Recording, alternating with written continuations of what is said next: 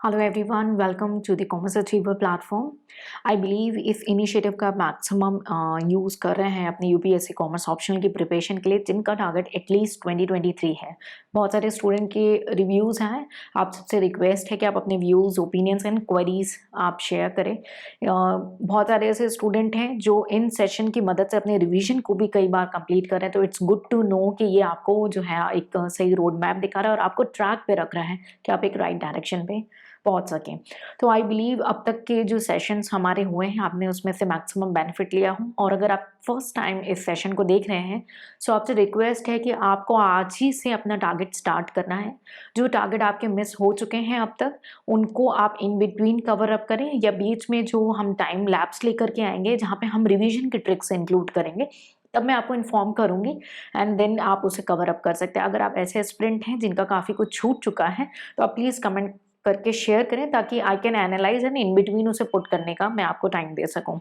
तो स्टार्ट करते हैं। हमारी चल रही है financial accounting and organisation theory का जो सीरीज है, हम उसे कवर अप कर रहे हैं और प्रीवियस ईयर पेपर से भी हम उसे संग संग लिंक करेंगे कि प्रीवियस ईयर में आपके क्वेश्चन कैसे आए हुए हैं। ठीक है, ताकि आपको एक तो चैप्टर कौन सा कवर अप करना है ये टारगेट पता चले, उसके अंदर टॉपिक्स कौन से हैं वो भी मैं आपको बताऊंगी। ठीक है, और टॉपिक के साथ साथ हम प्रीवियस ईयर पेपर को भी लिंक करेंगे। ठीक है, तो आज जो अकाउंट्स में हम पहले एक बार देख लेते हैं कि हमारा क्या क्या चैप्टर ऑलरेडी कवर अप हो चुका है। तो आपका पहला chapter accounting as an financial information system, ये कंप्लीट है। सेकंड है इम्पैक्ट ऑफ बिहेवियरल साइंस, ये भी कंप्लीट हो चुका है। थर्ड अभी हमने नहीं किया है, अकाउंटिंग स्टैंडर्ड।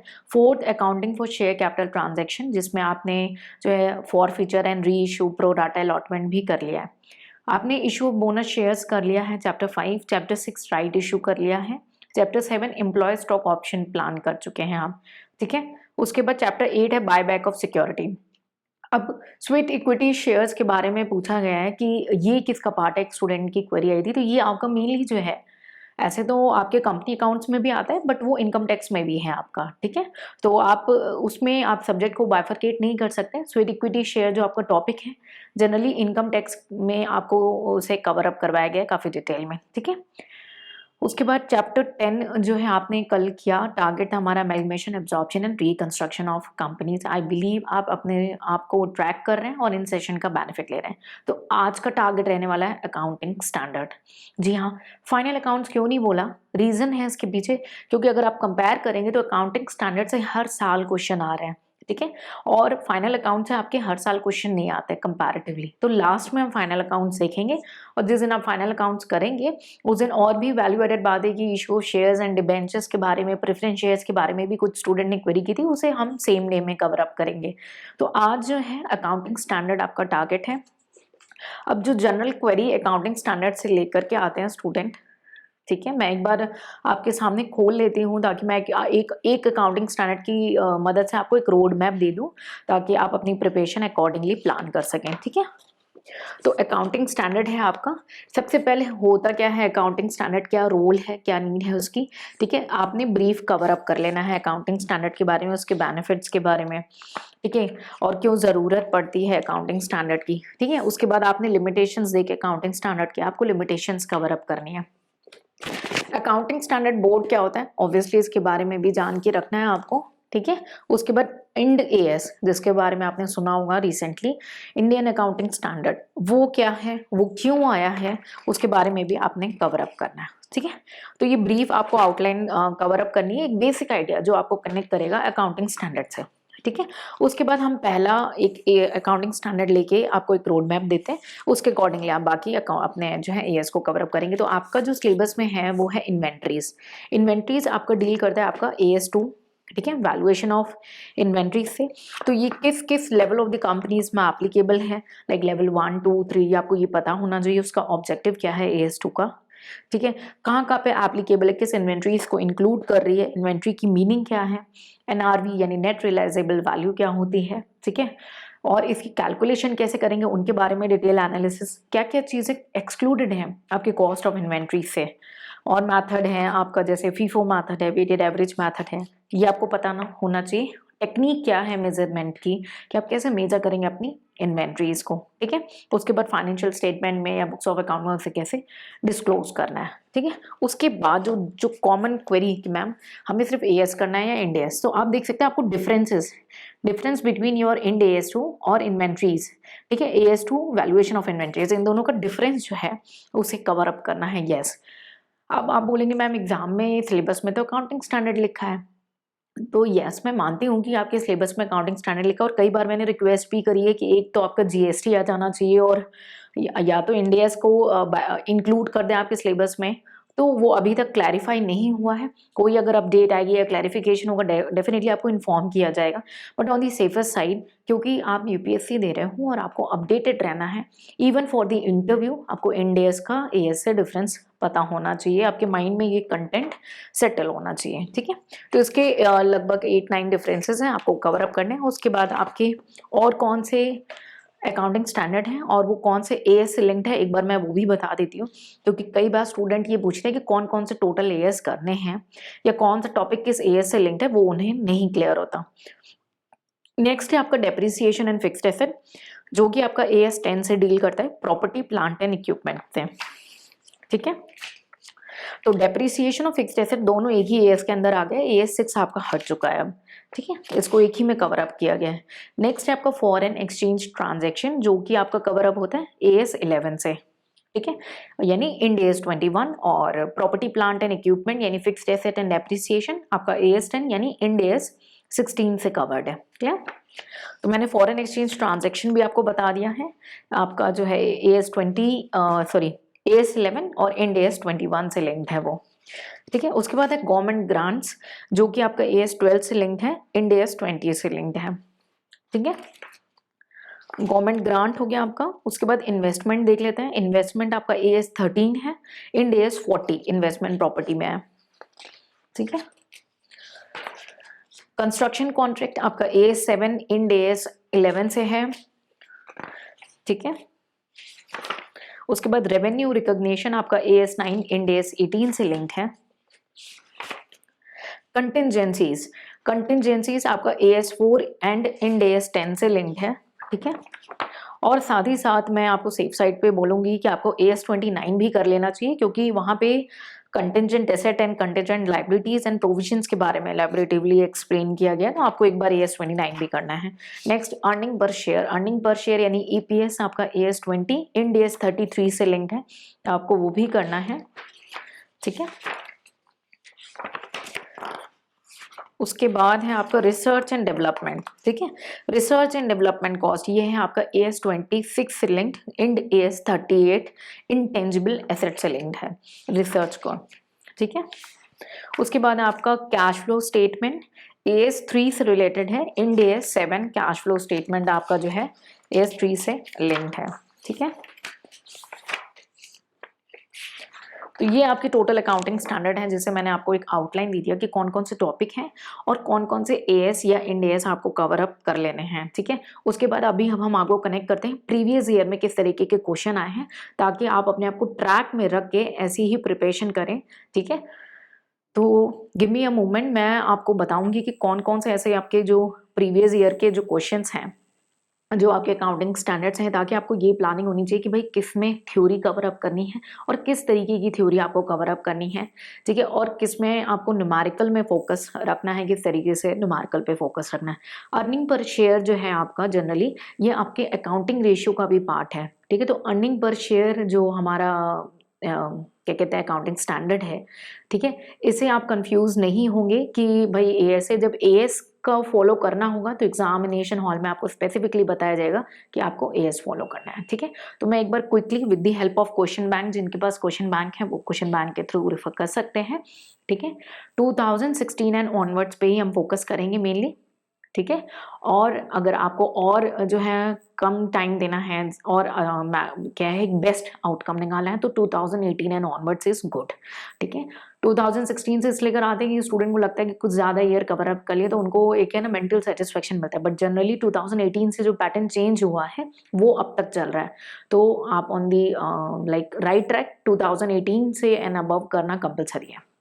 2016 में हम देख लेते हैं आपका पहला ही क्वेश्चन है, क्वेश्चन नंबर 1A 10 मार्क्स का था। Discuss the provision of Indian accounting standard regarding the accounting treatment of research and development cost. तो हमने इंटेंजिबल एसेट्स के बारे में डिस्कस किया था। तो ये आपका पहला क्वेश्चन है कंपलसरी अकाउंटिंग स्टैंडर्ड का, ठीक है। उसके बाद क्वेश्चन नंबर 1 में और कोई क्वेश्चन नहीं है आपका अकाउंटिंग स्टैंडर्ड से। उसके बाद क्वेश्चन नंबर 3B था, जो आपका 15 मार्क्स का वेटेज रख रहा है, ऑप्शनल क्वेश्चन है। State 4 item which are not to be included in determining the cost of inventories in accordance with paragraph 6 of accounting standard 2, ठीक है।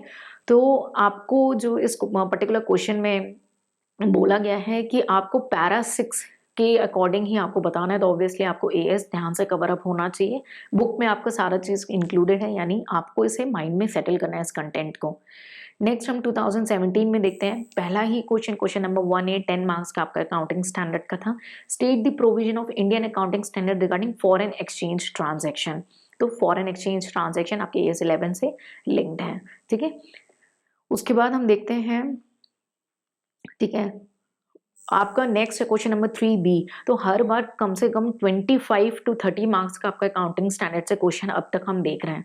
Discuss the provision of Indian accounting standard on accounting for depreciation. पहले क्या था, AS6 अलग था, अब depreciation और fixed asset एक कंबाइन हो गए हैं प्रॉपर्टी प्लांट एंड इक्विपमेंट में, यानी AS10 आपको कवर अप करना था। क्वेश्चन नंबर 3B जो कि 15 मार्क्स का वेटेज था।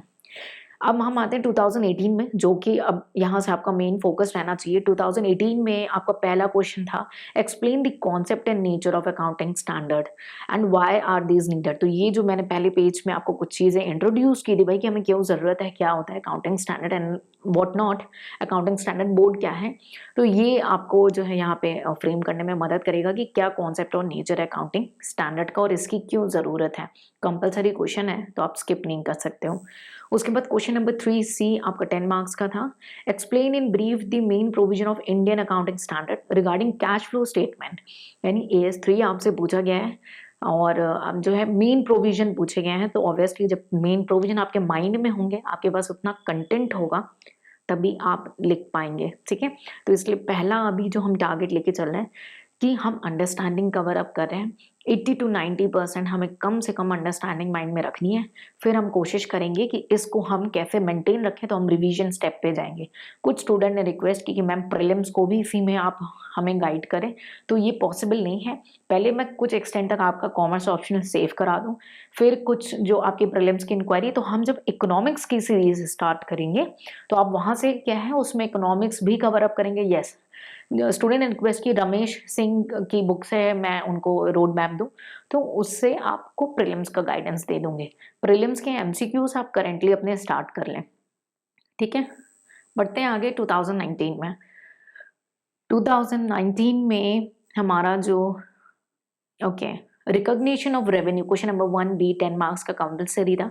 Recognition of revenue present 2 basic problem, namely timing and measurement, कि हमें कब रिकॉग्नाइज करना है रेवेन्यू को, है ना। 3 फैक्टर्स थे हमारे और उसे कैसे मेजर कर सकते हैं। तो do you agree, how would you solve these 2 basic problem. तो देखिए डायरेक्ट क्वेश्चन नहीं आया है, ट्विस्ट करके आया है, और ये आप तभी लिख पाओगे ना जब आपने पूरा AS को अच्छे से अंडरस्टैंड किया होगा, रटा नहीं होगा, अच्छे से अंडरस्टैंड किया होगा, तभी इस क्वेश्चन को डील कर पाओगे, क्योंकि ये डायरेक्ट क्वेश्चन नहीं है।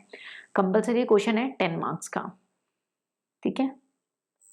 नेक्स्ट है आपका क्वेश्चन नंबर 4A आपका 20 मार्क्स का, यानी हर बार कम से कम 20 to 30 मार्क्स का क्वेश्चन आपका अकाउंटिंग स्टैंडर्ड से आ ही रहा है। तो अगर आपने कर लिया ना, तो आप अपने आप को कुछ एक्सटेंड तक सेव कर लोगे।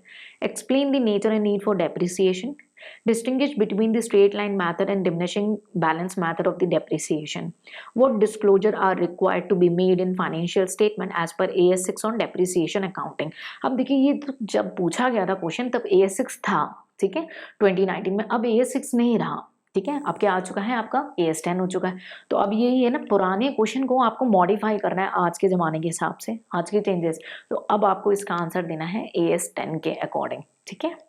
यही वजह है कि मैं आप लोग बोलते हो ना बार बार मैम पास्ट ईयर के ये क्वेश्चंस करा दो, तो वो सारे क्वेश्चन मैं टाइम टू टाइम करवा रही हूँ, लेकिन जो आज की डेट में रिलेवेंट है उसके अकॉर्डिंग। फॉर एग्जांपल अभी 80 CCD मैंने on request video cover up किया था, जिसपे स्टूडेंट ने जो है उनसे इंटरव्यू के स्टूडेंट ने रिक्वेस्ट करी थी कि 80 सीसीडी पे एक प्रैक्टिकल अप्रोच के व्यू पॉइंट पे आपसे क्वेश्चन पूछ लिया गया, तो आपको 80 सीसीडी मैंने कवर अप करा है प्रैक्टिकल अप्रोच के पॉइंट में, है ना, लेकिन अमेंडेड चेंजेस आए, उन चेंजेस को लेके कराया। ठीक है, चलिए आगे बढ़ते हैं। 2020 में हम देखते हैं, 2020 में आपका पहला क्वेश्चन 1A 10 मार्क्स का है, distinguish between net profit and cash from operating activity पूछ लिया है। ठीक है, उसके बाद 1B 10 मार्क्स का है, what are the various component of cost of fixed asset, ये भी आपका एएस से लिंक्ड है। ठीक है,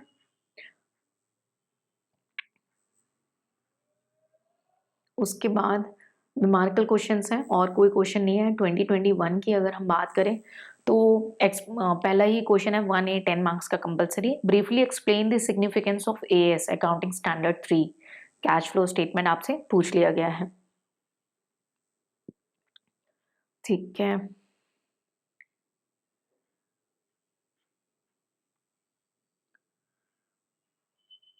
ओके, तो बस इतने ही क्वेश्चन आपके अकाउंटिंग स्टैंडर्ड से लिंक्ड है। अगर हम कंक्लूड करें तो अर्निंग पर शेयर जो कि आपके अदर सब्जेक्ट का भी पार्ट है और टैक्सेशन का भी पार्ट है, प्लस आपके अदर चैप्टर्स का भी पार्ट है, और कैश फ्लो स्टेटमेंट, इन दोनों से न्यूमेरिकल आते हैं। बाकी सबकी आपको थ्योरी कवर अप करनी है। मैंने एएस कौन कौन से हैं वो भी आपको बता दिया। अगर कोई कन्फ्यूजन है, कोई डाउट है, तो कमेंट सेक्शन में पूछ के आप क्लियर कर सकते हो। चलिए हम नेक्स्ट सब्जेक्ट की स्विच करते हैं, हमारे ऑर्गेनाइजेशन थ्योरी पे। ये भी काफ़ी इंपॉर्टेंट सब्जेक्ट है। ठीक है, तो पहले हम प्रोग्रेस देख लेते हैं, आपका कहाँ तक प्रोग्रेस पहुंचा है। अभी हम अंडरस्टैंडिंग पे फोकस करें तो आई बिलीव आप सारे टॉपिक को अच्छे से अंडरस्टैंड कर रहे हो। नेचर एंड कॉन्सेप्ट कर लिया हमने, एक्सटर्नल एनवायरनमेंट, ऑर्गेनाइजेशनल गोल कर लिया, मैनेजमेंट बाय ऑब्जेक्टिव कर लिया, और एवोल्यूशन ऑफ ऑर्गेनाइजेशन थ्योरी आपका कल का टारगेट था। आई बिलीव आपने वो भी कंप्लीट कर लिया होगा। अब आज है हमारा जो टारगेट है वो है ऑर्गेनाइजेशन डिजाइन एंड स्ट्रक्चर। ठीक है, ऑर्गेनाइजेशन डिजाइन एंड स्ट्रक्चर को एक बार हम ग्लिम्स देख लेते हैं। ठीक है,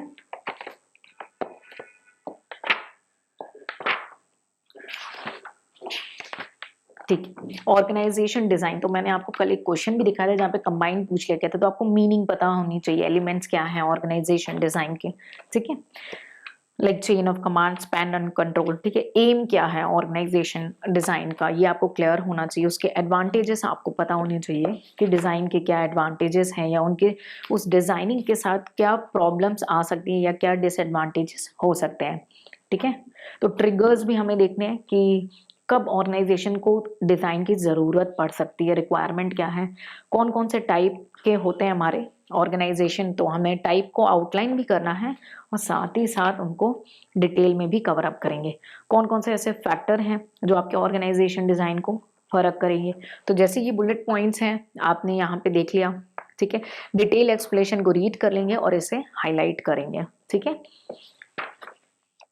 चैलेंजेस क्या है। अब जैसे डिटेल एक्सप्लेनेशन में एक बीच में मैंने कई कई जगहों पे ऑथर्स के वर्डिक्ट्स भी दिए हैं, तो आपको लगता है कि आपको आउटस्टैंडिंग आंसर लिखना है या आप माइंड में इसे सेटल कर सकते हैं, तो डेफिनेटली इसे हाईलाइट करेंगे और रिवाइज करेंगे। ठीक है, उसके बाद चैलेंजेस देख लिए, फिर डिफ्रेंसिएशन और इंटीग्रेशन क्या होता है, उनके ड्राइवर क्या है, उनकी मीनिंग्स क्या है। ठीक है, फॉर्म्स ऑफ डिफरेंशिएशन क्या होते हैं, कैसे आप बैलेंस करोगे, सेंट्रलाइजेशन डिसेंट्रलाइजेशन क्या है, अथॉरिटी क्या होती है, फीचर्स क्या हैं, या मैरिट डीमेरिट यानी एडवांटेज एंड डिसएडवांटेज क्या है सेंट्रलाइजेशन और डिसेंट्रलाइजेशन के, प्रिंसिपल्स क्या हैं उनके, कौन कौन से फैक्टर्स हैं जो डिटरमाइन करेंगे कि कितना डिग्री हमें सेंट्रलाइज करना चाहिए या कितना डिग्री डिसेंट्रलाइज करना चाहिए, और क्या हमें एफर्ट्स करने हैं ताकि हम सेंट्रलाइजेशन या डिसेंट्रलाइजेशन को इफेक्टिव कर सकें। ठीक है, बैलेंसिंग कैसे करेंगे कि भाई कोई ऑर्गेनाइजेशन है उसमें हमें बैलेंस करना है कि कितना हमें सेंट्रलाइजेशन करना है, कितना डिसेंट्रलाइजेशन करना है। ठीक है, ऐसे ही स्टैंडर्डाइजेशन एंड म्यूचुअल एडजस्टमेंट है। फिर उसके बाद कैसे बैलेंस करेंगे, आप पहले तो मीनिंग पता होनी चाहिए ना, तभी तो आप उसे बैलेंस करोगे। तो आपने पहले मीनिंग कवर अप करी, फिर उसके बाद बैलेंसिंग फीचर में चले गए, स्टैंडर्डाइजेशन एंड म्यूचुअल एडजस्टमेंट में। फिर आपका फॉर्मल एंड इनफॉर्मल ऑर्गेनाइजेशन, उनके फीचर्स हैं, एडवांटेजेस हैं, डिसएडवांटेजेस हैं।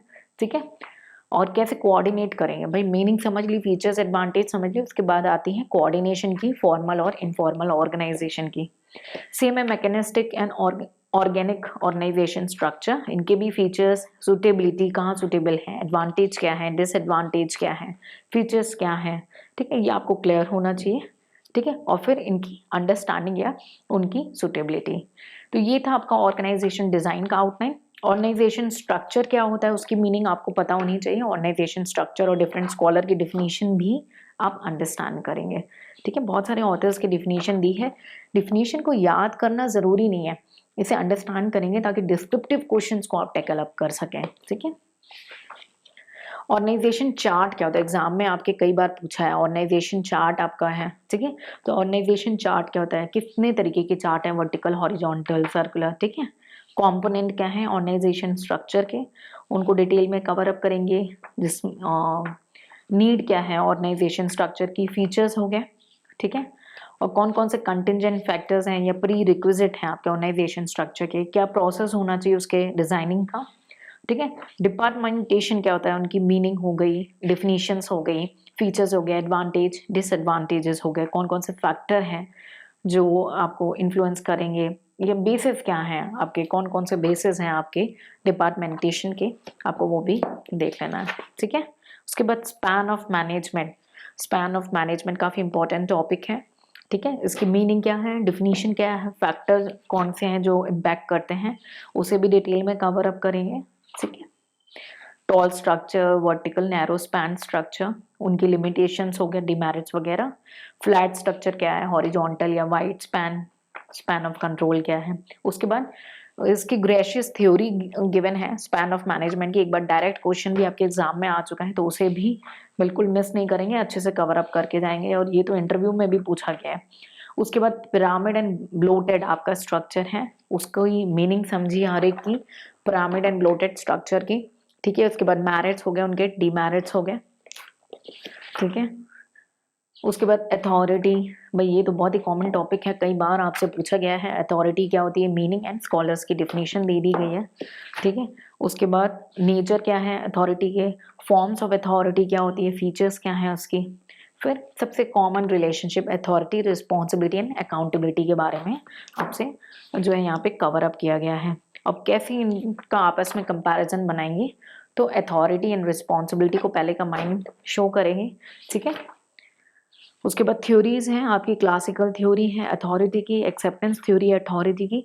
इस पे इनडायरेक्ट क्वेश्चन 2 बार बैक टू बैक आपकी यूपीएससी में आ चुका है, तो इसको स्किप नहीं करना है। जो आपकी अथॉरिटी की थ्योरीज है ना, इसको आपको अंडरस्टैंड करके जाना है अच्छे से।